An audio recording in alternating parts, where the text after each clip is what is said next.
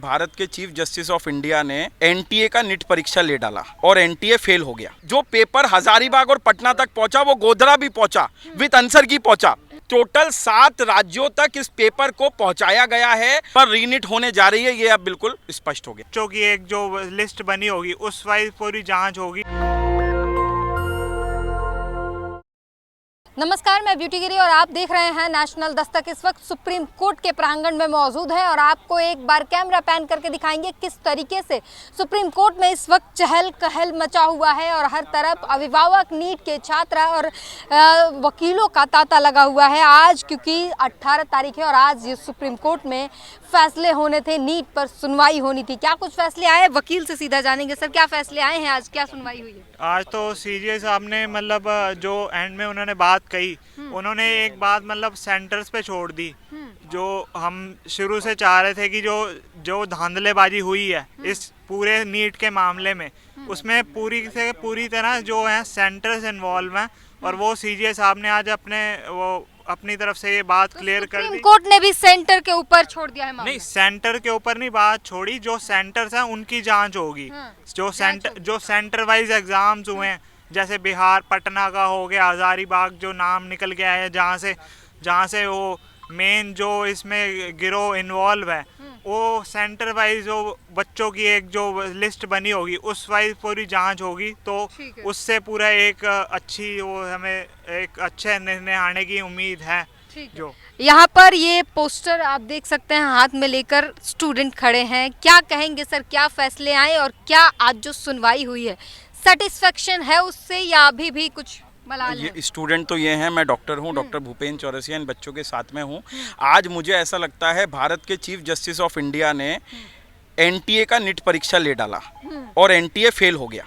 क्योंकि तुषार मेहता बार बार कितनी भी कोशिश कर लें, वो लीक को जो है बार बार जो है ब्रिज वर्ड यूज़ कर रहे हैं, पर ये इस्टेब्लिश्ड हो गया है कि हज़ारीबाग में पंकज कुमार ने एनटीए के ट्रंक से पेपर को चुराया, राजकुमार ने उसका साथ दिया और उसके बाद वो पेपर जो है वो बिहार पटना पहुंचा। वहाँ पे जो रंजन हैं उर्फ रॉकी भैया, उनने वहाँ पे एम्स पटना के एमबीबीएस छात्रों से उसको सॉल्व कराया। इसमें गोधरा भी इन्वॉल्व हुआ। गोधरा में जो सेंटर इंचार्ज था तुषार, उसने 30-32 बच्चों से पैसे लिए, 60 लाख रुपए कैश लिए, पोस्ट डेटेड चेक लिए और उसने कहा था आप अपने ओएमआर खाली छोड़ के आइएगा, हम जो हैं आपके बबल्स को भर देंगे। तुषार खुद ज्योग्राफी का टीचर है, कैसे पॉसिबल है कि फिजिक्स, केमिस्ट्री, बॉटनी, जूलॉजी के 180 क्वेश्चन वो सॉल्व कर जाएगा? इसका मतलब जो पेपर हजारीबाग और पटना तक पहुंचा वो गोधरा भी पहुंचा, विद आंसर की पहुंचा। और ईओयू पटना ने एस्टेब्लिशमेंट किया था, अनुराग यादव का बयान है बाकायदा ऑन रिकॉर्ड कि 4 मई की रात को मुझे क्वेश्चन पेपर मिला, आंसर की मिली और वही पेपर 5 तारीख को जब मैं एग्जाम देने गया तो मेरे को मिला। तो ये बिल्कुल स्पष्ट हो गया है कि पेपर लीक हुआ था और बात व्यापकता की है तो व्यापक बहुत बड़े लेवल पे है। अब देखिए, पहले सिर्फ पटना तक की बात थी, तुषार मेहता वो नहीं मान रहे थे। आज तुषार मेहता ने मान लिया कि हजारीबाग भी इन्वॉल्व है और पटना भी इन्वॉल्व है। अब आप देखिए, आगे गुजरात भी आएगा, आगे राजस्थान, सवाई माधोपुर भी आएगा। एनटीए ने खुद अपनी वेबसाइट पर डाला था 4 लोगों के बारे में सवाई माधोपुर के। दिल्ली भी आएगा, इलाहाबाद, राजस्थान भी आएगा, महाराष्ट्र भी आएगा। टोटल 7 राज्यों तक इस पेपर को पहुंचाया गया है और 24 लाख में से तकरीबन 10 लाख हैं बच्चे जो इन 7 राज्यों से आते हैं। 42 लोगों की अभी तक गिरफ्तारी हो चुकी है। मुझे पूरा भरोसा है माननीय सीजीआई और सुप्रीम कोर्ट पे कि मंडे को एक ऐतिहासिक फैसला 24 लाख परिवारों के लिए वो देने जा रहे हैं। तो बड़ी बात कही आपने कि भरोसा है। क्या कहेंगे, आज जो सुनवाई हुई है कैसी सुनवाई रही और कितना आप संतोषजनक सुनवाई रहा, कितनी उम्मीद अभी और बाकी है?